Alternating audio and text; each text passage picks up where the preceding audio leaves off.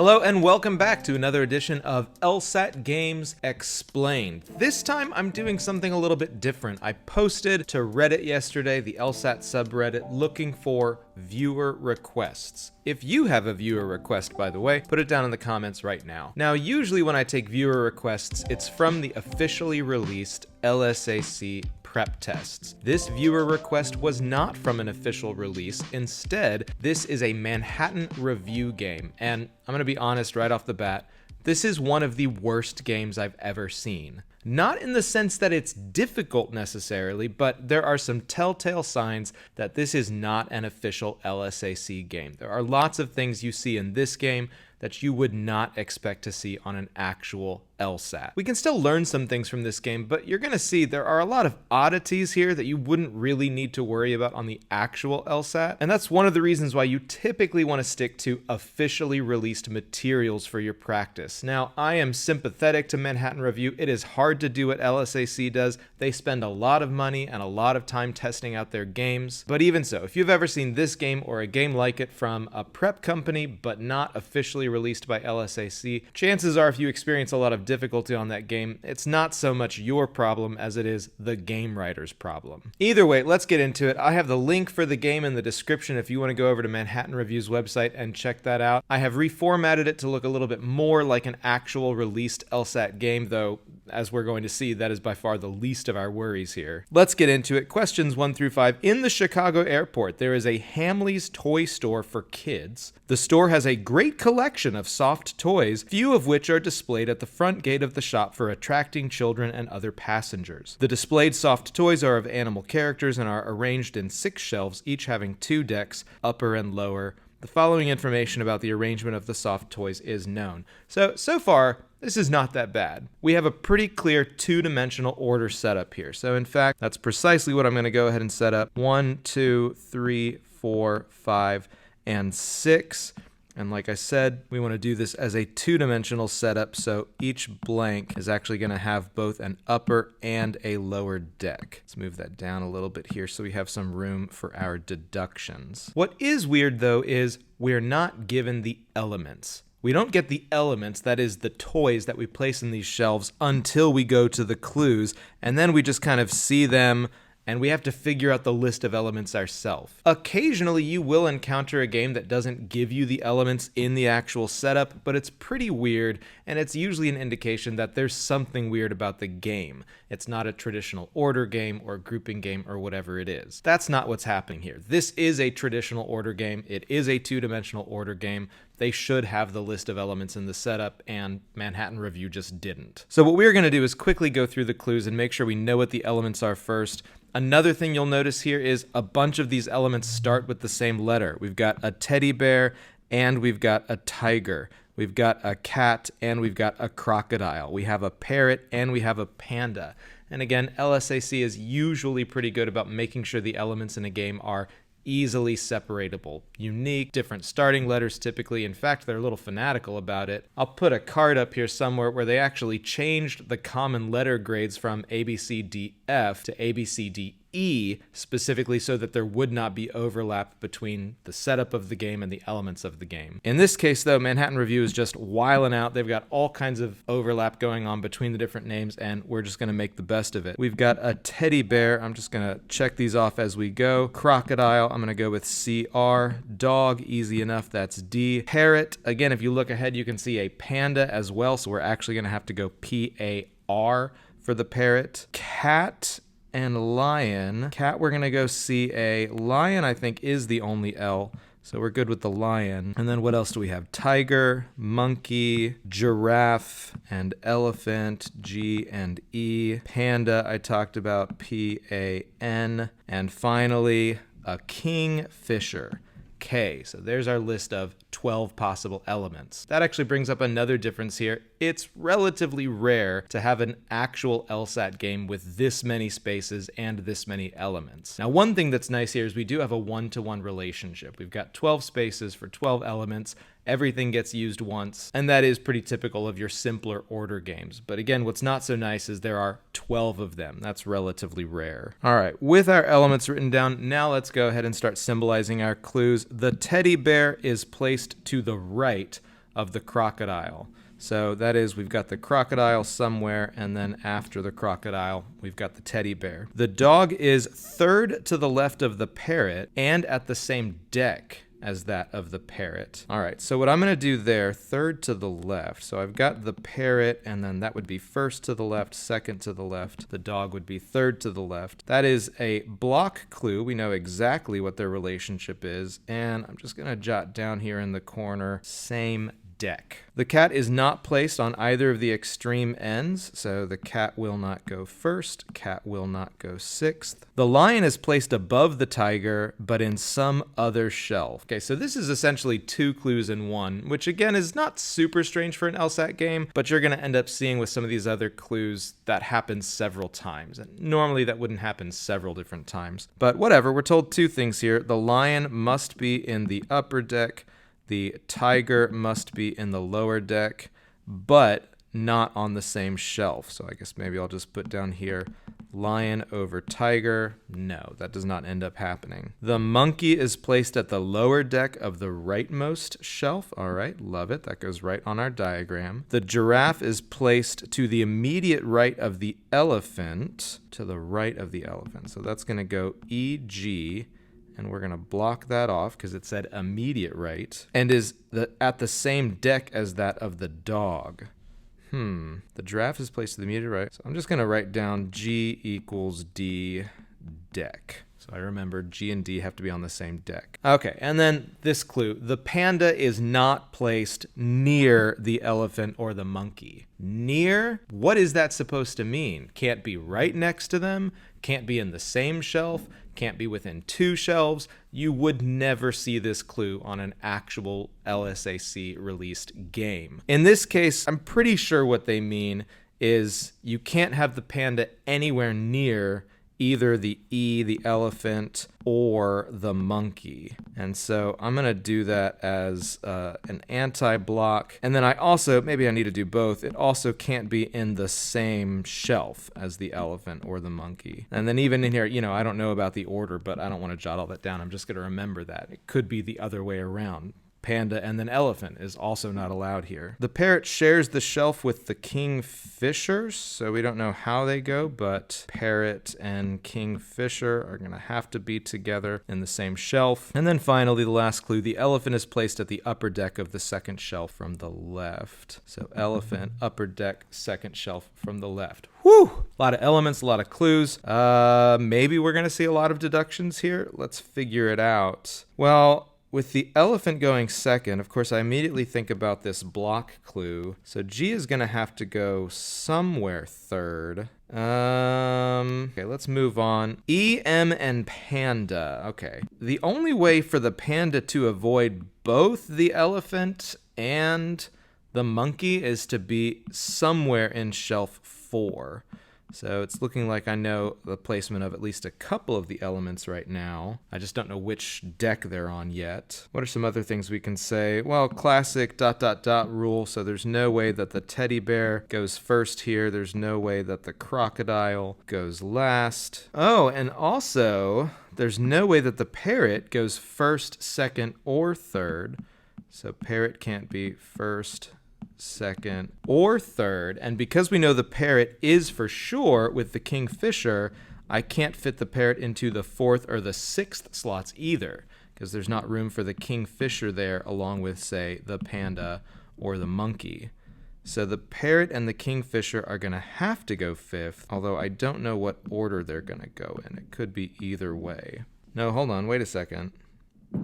We know that the parrot and the dog are on the same deck, and now that we know the parrot is going 5th, we can say for sure the dog is going second in the lower deck, so that confirms actually parrot has to be lower deck, so it is K over parrot in slot 5. And then that also tells us, remember G and D were supposed to be on the same deck. That tells us, all right, oh gosh, that eraser was too big. That tells us it's actually going to have to be G in the lower deck of the 3rd shelf. Is there anything else we can say for sure? Any other deductions here? I've used my ... clue. I've used the block clue. Haven't really done much with the L TI clue. I guess it's worth noticing the tiger's kind of limited. The tiger's only going to be able to go into the lower deck of either shelf 1 or shelf 4, but I don't know that I want to put that right on the diagram. I think it's time to jump into the questions. I think that's probably good. That's more than your typical amount of deductions, but again, we had more than your typical amount of elements and clues, so that makes sense. No pick a clue style question, but number 1 is a specific question. If the teddy bear is placed at the lower deck, which of the following is placed in the same shelf where the panda is placed? All right, well, on a game with a lot of deductions like this, the first thing you want to do each time is bring all those deductions down. So we have E, D, G, K, parrot, M, and again, the panda is going to go somewhere in slot 4 that we don't know where yet. And for number 1, they said the teddy bear had to be the lower deck. Well, there are only 2 places for that to work, and we're going to have to switch the teddy bear and the tiger between those 2 lower deck spots. So actually, one thing we can do here is say for sure the panda is going to have to be in the upper deck of slot 4. And then, wait, we actually said earlier that the teddy bear can never go first. And so the teddy bear's gonna have to be in slot 4. Tiger's gonna have to be in slot 1. The cat can't go first or 6th, so the cat is gonna have to go 3rd. And then here we go, we get to use the lion clue for the first time.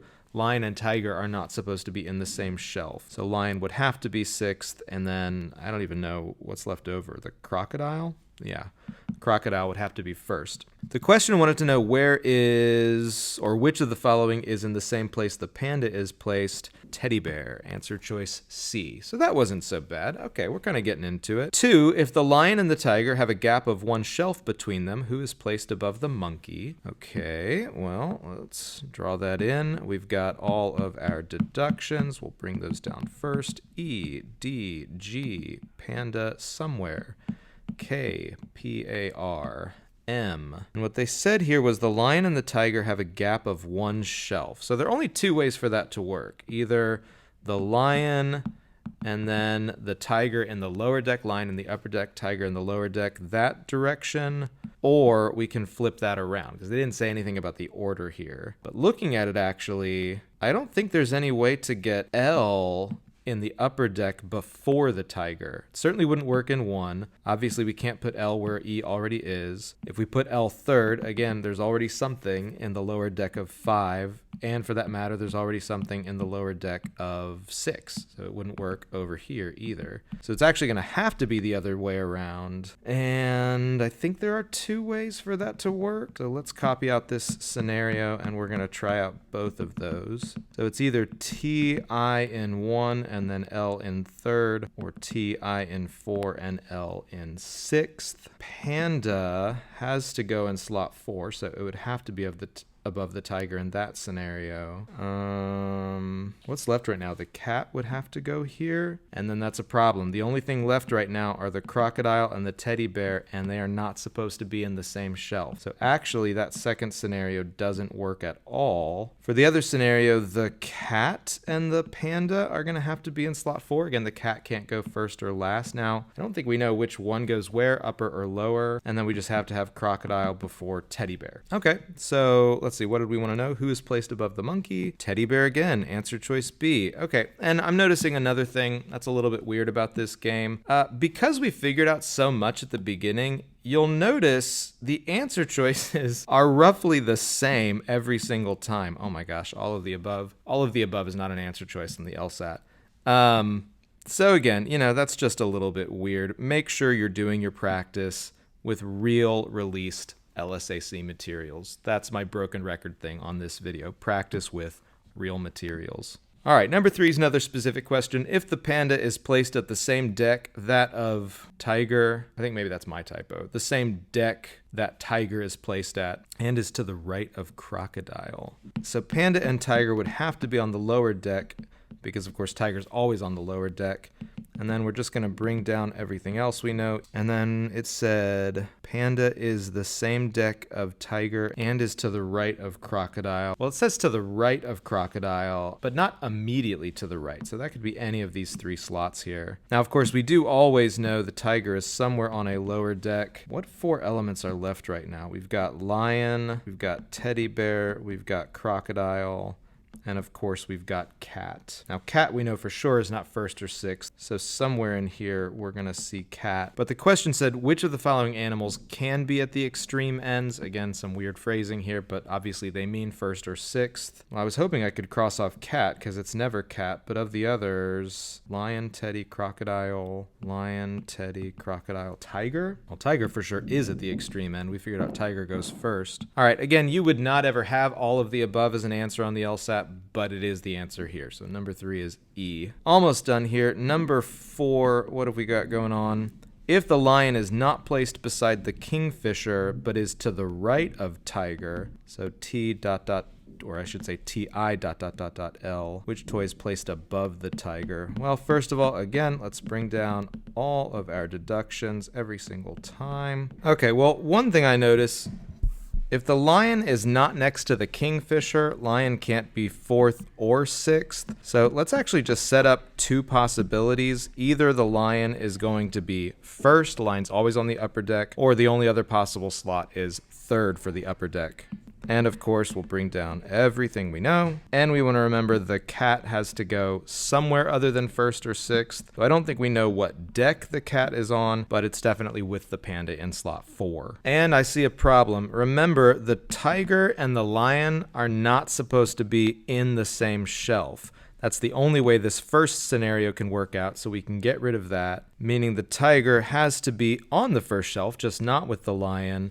And then, of course, crocodile always goes before teddy. Number 4 wanted to know which toy is placed above the tiger. That is the crocodile. And so number 4 is C. Whew! All right, almost done. Last question, only general question here. Number 5, which of the following is definitely false? Got a lot of scenarios to check here. A, cat is placed at the 4th shelf from the left. No, that's happened several times. That's fine. B, teddy bear is not placed at the extreme right shelf. So wait, if this is a must be false, anything that could be true, we eliminate. Have we ever seen the teddy bear not at one of the extremes? Yeah, we saw it up here on number 1. Teddy bear was 4th, so that's actually fine. The crocodile and the tiger share the same shelf. Have we ever seen them together? Yeah, we've seen that before. Cross off C. The crocodile and the panda share the same shelf. So basically, has the crocodile ever been 4th? Now, I haven't seen it. That doesn't mean it must be false, but it means we'll keep it. E, the lion is placed above the giraffe. Has that ever happened? Yeah, that happened just a second ago on number 4. Cross off E, circle D. All right, we've got the answers C,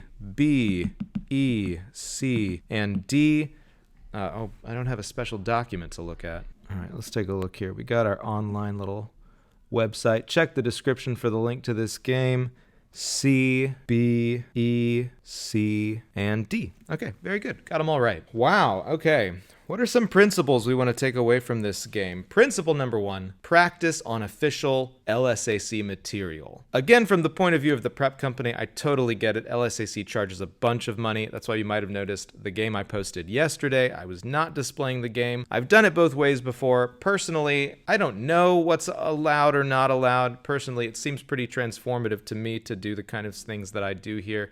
But just to be safe, I didn't post an LSAC game yesterday. I just put it on a blank background. Similarly, for any prep company that's putting up free materials online, so good on you, Manhattan Review, for putting up free materials, they're not going to be able to afford the LSAC rates for something they're posting for everyone for free. So I get it, Manhattan Review, it's tough to write your own games, but I've got to say, this is a pretty bad example. Practice with real LSAC materials. Otherwise, though, you know, 2-dimensional order game. Make your deductions, bring them down every time if you have a game with a lot of deductions. Work out actual scenarios on your diagram, of course. For general questions, go to either deductions, or in this case, we were able to eliminate a bunch of choices based on what we'd seen already. All that stuff is still good. You can do all that stuff. If you have a game you would like me to work out, maybe even a non-LSAC game, put it in the comments down below. I will try to get that up, and otherwise I will see y'all next time.